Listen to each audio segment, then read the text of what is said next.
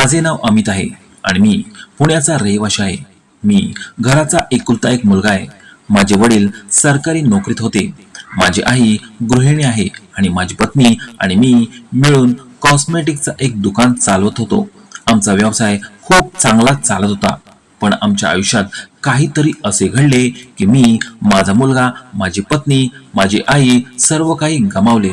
आज मी आणि माझे वडील दोघे एकटे राहिले आहोत. दुकानातून जेव्हा मी घरी जातो तेव्हा खूप नैराश्य वाटते.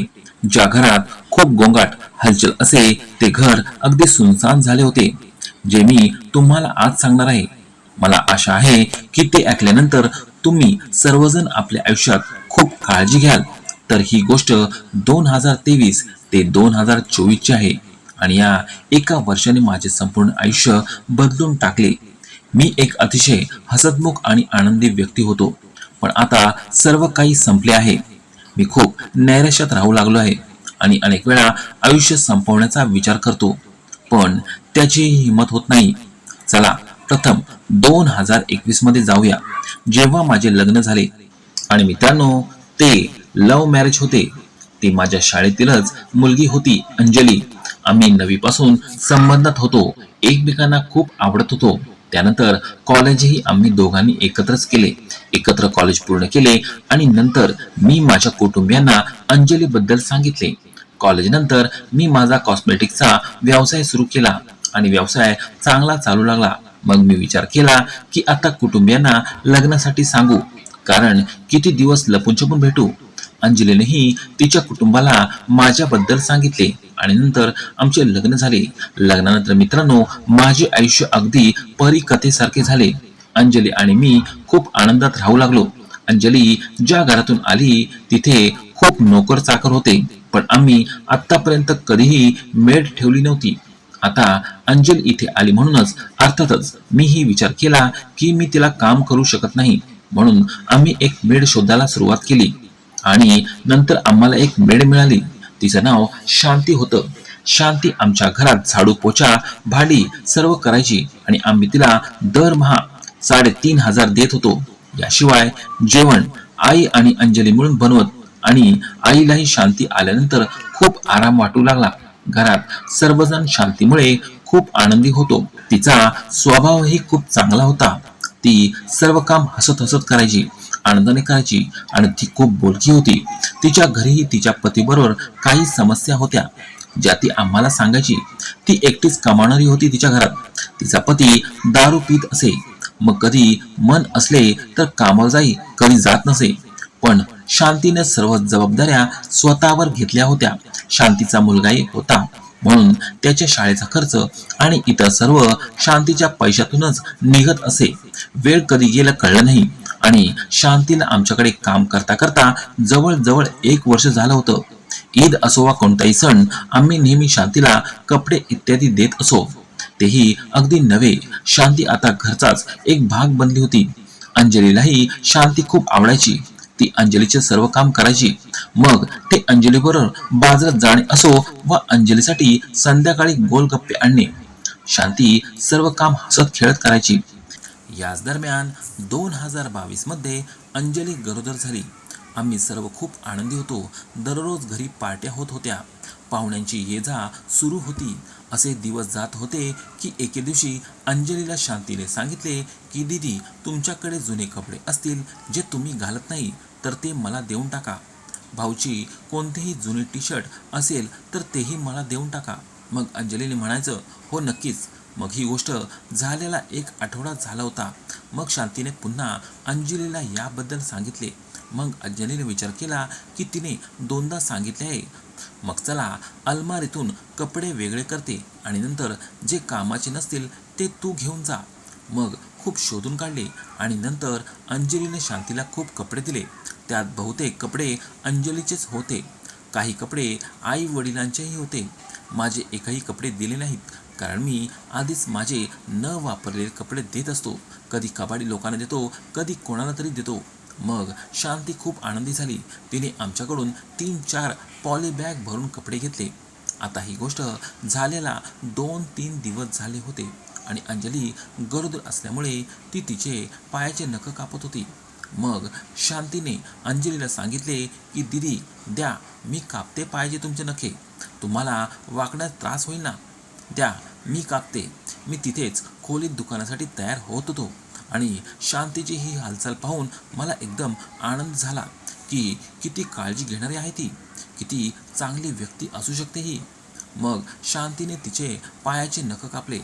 नख कापल्यानंतर सर्व नख शांतीने उचलून एका कागदात गुंडाळून घेतले आणि आता आम्हाला वाटले की ते कचरा पेटीत टाकेल, पण तिने ते कचरा पेटीत टाकले नाही. तिने तो पुडा तिच्या सूटच्या खिशात ठेवला आणि ती ठेवताना मी तिला पाहिले आणि मी तिला टोकरले की याला कचरा पेटीत टाक ना. मग ती मला म्हणाली, नाही भाऊ, मी बाहेरच टाकेन याला, हे पडू नयेत म्हणून मी माझ्या खिशात ठेवले आहेत. आणि असे म्हणत ती हसू लागली. मग मी म्हटले, चल ठीक आहे, आणि मी तिथून निघालो. मग ही गोष्ट झाल्याला 1 आठवडा झाला होता. मी माझ्या दुकानात बसलो होतो आणि CCTV कॅमेऱ्यात घर बघत होतो की अंजली काय करते. मग माझी नजर शांतीवर पडली. शांती माझ्या खोलीतून झाडू करत होती आणि नंतर खोलीच्या बाहेर जमिनीवर बसली आणि जितका कचरा होता तो एका बाजूला केला आणि त्यात जे केस होते ते तिने एका कागदात गुंडाळून ठेवले आणि तो पुडा पुन्हा खिशात ठेवला. तिने नख ठेवले होते तसेच, आणि जसे मी पाहिले मी ताबडतोब अंजलीला फोन केला. जसे मी अंजलीला फोन केला तसे अंजलीने ताबडतोब शांतीला टोकले की तू हा पुडा बनवून खिशात का ठेवलायस, हे कचरापेटीत का टाकत नाहीस. आणि जसे तिने म्हटले तसे शांती एकदम घाबरली आणि ताबडतोब म्हणाली की दीदी, मी प्रत्यक्षात बाहेरच्या कचरापेटीत टाकायला जात होते. मग अंजली म्हणाली, बाहेर का, तू इथेच टाक, बाहेर का टाकायचं आहे. मग ती म्हणाली, दीदी मी असं मानते की बाकीच्या कचऱ्यांसोबत केस ठेवू नयेत, नाहीतर केस गळू लागतात, म्हणून मी केस वेगळे टाकते. आता जसे तिने हे म्हटले तसे अंजली खूप जोरात हसू लागली आणि अंजलीबरोबर मीही फोनवर होतो म्हणून मलाही खूप हसू आले. आम्हाला कधीही शांतीकडून वाईट वाटले नव्हते. प्रत्यक्षात आम्ही तिला नेहमी चांगली समजत होतो. कधी तिच्याबद्दल नकारात्मक विचार केला नव्हता, कधी दुसरा विचार केला नव्हता. म्हणून अशा विचित्र गोष्टी जेव्हा ती करायची तेव्हा आम्हाला तिच्या हरकतींवर खूप हसू यायचे. अशी वेळ निघून गेली आणि 2023मध्ये आम्हाला एक मुलगा झाला. आम्ही सर्व खूप आनंदी होतो. जेव्हा बाळ झाले तेव्हा असे वाटले की ईश्वराने आम्हाला सर्वात सुंदर बाळ दिले. प्रत्येक आई वडिलांना असेच वाटत असते, नाही का. बाळ खूप निरोगी होते, त्याचे डोळे निळे होते आणि तो अगदी सुंदर होता, माझा रेहान. पण जेव्हापासून अंजलीने बाळाला जन्म दिला तेव्हापासून तिची तब्येत काही जास्तच बिघडू लागली. प्रसूतीनंतर तिला खूप अशक्तपणा आला होता, पण तिला रक्तस्रावही खूप जास्त होत होता आणि इतका रक्तस्राव झाला की तो नियंत्रणाबाहेर गेला. हा सर्व वेळ शांती आमच्यासोबत हॉस्पिटलमध्येच होती. डॉक्टरांनी रोज औषधं दिली जेणेकरून रक्तस्राव थांबेल, पण त्या औषधांमुळे कदाचित तिचा रक्तस्राव आणखी वाढला. डॉक्टरांनाही कळत नव्हते की हे काय चालले. 7 दिवस सतत रक्तस्राव झाला आणि 8व्या दिवशी, प्रसूतीनंतरच्या 8व्या दिवशी अंजली आम्हाला सोडून गेली. तो दिवस माझ्या आयुष्यातील सर्वात दुर्दैवी दिवस होता. जिच्यावर मी माझ्या प्राणापेक्षा जास्त प्रेम केले होते ती मी गमावली होती. रेहान अजून फक्त 8 दिवसांचा होता आणि त्याने आपली आई गमावली. मित्रांनो, आम्हाला कळलेच नाही की आमच्यासोबत असे काय झाले आणि असे का झाले. मित्रांनो, मी आतून खूप तुटून गेलो होतो. पण त्याचवेळी आम्ही अंजलीच्या निधनानंतर सर्व विधी केले. 40 दिवस आमच्याकडे विधी चालू होते आणि सर्व काही चांगल्या प्रकारे पार पाडले. अंजली गेल्यानंतर माझे जीवन अगदी संपलेल्यासारखे झाले होते. पण रेहान माझ्या आयुष्यात जगण्याची एक छोटीशी आशा होती. त्यासाठी मी हिम्मत करून दुकानात जायला सुरुवात केली. पण संपूर्ण परिस्थितीत शांती आमच्या सोबतच होती. तिने एक क्षणभरही आम्हाला सोडले नाही. मग सर्व काही ट्रॅकवर येऊ लागले की रेहानची तब्येत अचानक बिघडू लागली. माझी आई रेहानची काळजी घ्यायची आणि कधीकधी शांतीही त्याला तिच्याजवळ ठेवायची. रेहान 3 महिन्यांचा झाला होता की त्याची तब्येत अचानक बिघडली. त्याला खूप ताप होता आणि आईचा फोन मला एकदम घाबरून आला. मी धावत धावत घरी आलो. रेहानला हॉस्पिटलमध्ये नेले. त्याचे रडणे थांबतच नव्हते. शांतीही आमच्यासोबत हॉस्पिटलमध्ये आली होती. डॉक्टरने रेहानची तपासणी केली. त्याला ऑक्सिजन घेण्यास खूप त्रास होत होता. रेहान जेव्हा श्वास घेत होता तेव्हा तिच्या घशात खूप जोराची घरघर वाजत होती. इतके लहान बाळ इतक्या त्रासात. मित्रांनो, माझे हृदय बसले होते. डॉक्टरांनी तपासणी केली आणि नंतर आम्हाला सांगितले की त्याला गंभीर जन्मजात हृदय आणि फुफ्फुसाची समस्या आहे. आमच्या बाळाला व्हेंटिलेटरवर ठेवावे लागेल. डॉक्टरांनी रेहानला व्हेंटिलेटरवर ठेवले आणि रेहानची ऑक्सिजन खूप चांगली येऊ लागली. आम्ही ईश्वराला लाख लाख धन्यवाद दिले. डॉक्टरांनी रेहानला 7 दिवसांसाठी हॉस्पिटलमध्ये ठेवले होते. मग कधीकधी जेव्हा आई जेवण बनवायला घरी यायची तेव्हा मी आणि शांती हॉस्पिटलमध्येच राहायचो. कधीकधी शांती एकटीही राहायची. कधीकधी आई आणि शांती राहायची.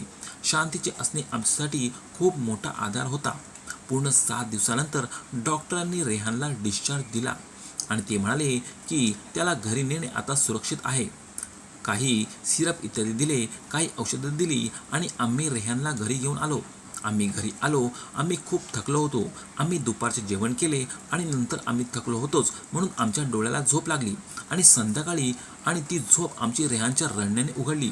मी उठलो. मी रेहानला माझ्या मांडीवर घेतले आणि मी पाहिले की रेहानला पुन्हा तीच समस्या होत होती. त्याला श्वास घेण्यात अडचण येत होती आणि जेव्हा तो श्वास घेत होता तेव्हा घरघर आवाज येत होता. मग मी एकदम घाबरलो आणि नंतर पुन्हा डॉक्टरांना फोन केला. डॉक्टरांनी सुचवले की आपण रेहानला घेऊन लवकरच हॉस्पिटलमध्ये या आणि आम्ही रेहानला घेतले. मी आणि आईने आणि आम्ही हॉस्पिटलकडे वेगाने निघालो. आम्ही रस्त्यात होतो की अचानक आईच्या मांडीवरच रेहानने श्वास घेणे बंद केले. मी गाडीत चालत होतो आणि आईच्या मांडीवर रेहान होता. आईने त्याला हलवले, खूप हलवले, त्याचे नाव घेतले, पण रेहानने कोणताही प्रतिसाद दिला नाही. मला माहीत होते की रेहान आम्हाला सोडून गेलाय, पण माझे मन मान्य करायला तयार नव्हते. मला असे वाटत होते की कदाचित रेहान बेशुद्ध झाला असेल आणि मी वेगाने हॉस्पिटलकडे गाडी चालत होतो. मी हॉस्पिटलमध्ये पोचलो. मी गाडी लावली, रेहानला माझ्या मांडीवर घेतले आणि धावत मी डॉक्टरांकडे गेलो आणि जसे डॉक्टरांनी रेहानला पाहिले तसे डॉक्टर म्हणाले, दुर्दैवाने आपण त्याला गमावले आहे. आणि हे ऐकून मित्रांनो, मी जोरजोरात रडू लागलो. आईही जोरजोरात रडू लागली. आम्हाला समजत नव्हते की आमच्या या हसतखेळ जीवनाला कोणाची नजर लागली. शेवटी मी कोणाचे काय वाईट केले आहे की आमच्यासोबत असे होत आहे. मित्रांनो, मी रेहानजवळ संपूर्ण रात्र बसलो होतो. त्याकडे बघत होतो. तो अंजलीची एक निशाणी होती माझ्याकडे आणि अंजलीने त्यालाही आपल्याजवळ बोलावले होते. त्याचे छोटे छोटे हात बघत होतो मित्रांनो आणि मी खूप रडलो. मी त्याला संपूर्ण रात्र ओरडत होतो की बेटा परत ये, तू मला सोडून का गेलास? पण तो तर गेला होता. दुसऱ्या दिवशी आम्ही रेहानला पुरून आलो आणि जेव्हा आम्ही घरी परत आलो तेव्हा संपूर्ण घरात एकदम सन्नाटा पसरला होता. त्यानंतर मी 3-4 महिने घराबाहेर गेलो नाही. मी खूप तुटून गेलो होतो. खूप नैराश्यात होतो. एकतर माझ्या जगण्याची आशा होती तीही निघून गेली होती. आता मी फक्त माझ्या आईवडिलांसाठी जगत होतो. रेहान गेल्यावर शांतीही खूप रडली, पण मला माहीत नव्हते की तिचे हे अश्रूही तिच्यासारखेच खोटे निघतील. असो, रेहानला गेलेला आता 5 महिने झाले होते आणि 5 महिन्यानंतर अचानक आईची तब्येत बिघडू लागली. त्यांनाही रेहानप्रमाणेच त्रास होत होता. घरघर श्वास घेण्यात अडचण. त्यांच्या संपूर्ण शरीरात वेदना होत होत्या. त्या सांगायच्या की असे वाटते की कोणीतरी माझ्या शरीरावर काहीतरी जड वस्तू ठेवली आहे. डॉक्टरांना दाखवले, औषधं घेणे सुरू केले, पण काही परिणाम झाला नाही. श्वास घेण्याची अडचण इतकी वाढली होती की येणाऱ्या काही आठवड्यात त्यांना व्हेंटिलेटरवर ठेवावे लागले. या दरम्यान शांती आमचे संपूर्ण घर सांभाळत होती. असे घर सांभाळत होती जणू संपूर्ण घर तिचेच आहे. वडिलांना जेवण देणे, घर स्वच्छ करणे, आई आणि माझ्यासाठी जेवण पॅक करणे आणि त्याच दरम्यान तिचा पती वडिलांना बाईकवर हॉस्पिटलमध्ये सोडायला लागला, जेवणही देऊ लागला. म्हणजे आमच्या मागे शांती आणि तिच्या पतीने संपूर्ण घर चांगल्या प्रकारे सांभाळले होते. ते आमच्या घरातच राहत होते. आईची तब्येत दिवसेंदिवस बिघडत होती मित्रांनो. आणि मग एके दिवशी डॉक्टरांनी आम्हाला सांगितले की आईचा श्वास फक्त व्हेंटिलेटरवरच चालत आहे. ना त्या काही खात होत्या ना काही पीत होत्या. आणि शेवटी डॉक्टरांनी आम्हाला निर्णय घेण्यास सांगितले की आपली आई आता फक्त व्हेंटिलेटरवर आहे आणि तिला त्रास होत आहे. त्यांची तब्येत कोणत्याही रीतीने चांगली होत नाही आहे. आणि आता आमच्या हातात निर्णय होता की किती वेळ आईला असे व्हेंटिलेटरवर ठेवू की आम्ही निर्णय घेऊन त्यांना त्यांच्या त्रासातून मुक्ती द्यावी. वडील आणि मी मनावर दगड ठेवला आणि आम्ही ठरवले की आता आईला शांततेत ठेवू. मी फक्त विचार करतो मित्रांनो की आपलं आयुष्य किती अप्रत्याशित असू शकते ना.